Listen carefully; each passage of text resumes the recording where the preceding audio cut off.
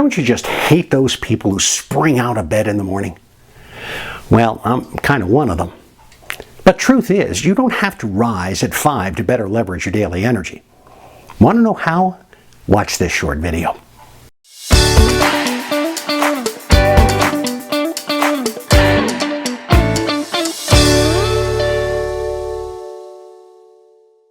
I'm Bob Wendover.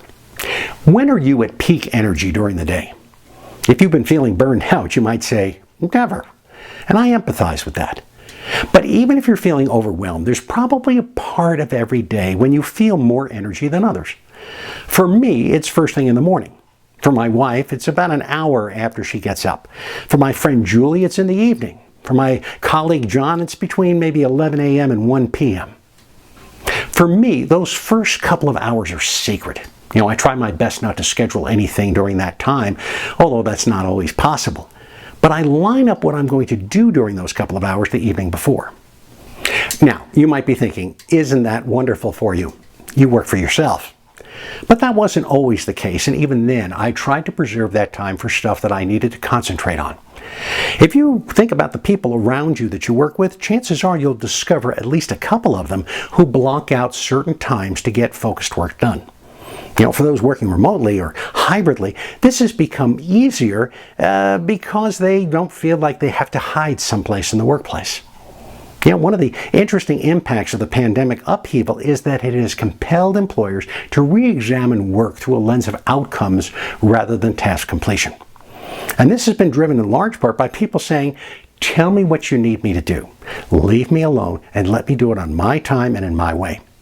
Even those who have returned to the workplace full-time are more focused on getting the work done than punching the clock.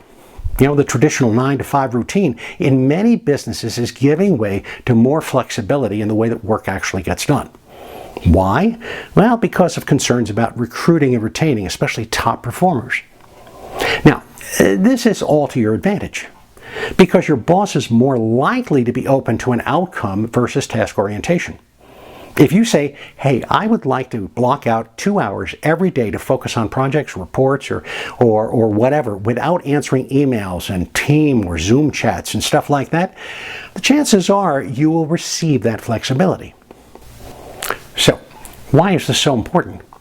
Well, 3 reasons. First, it will provide some stability in the midst of normally chaotic days. The brain loves stability, doesn't it, and predictability.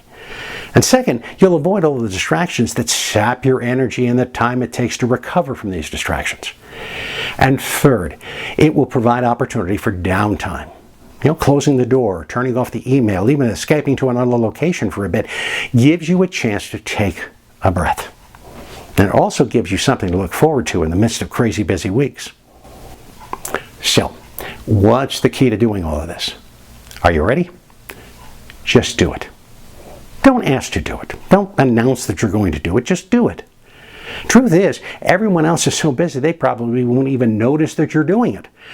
And all the better.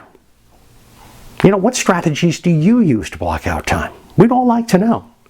Put them in the comments below and make sure to subscribe to this channel for more practical ideas just like these. I'm Bob Wendover.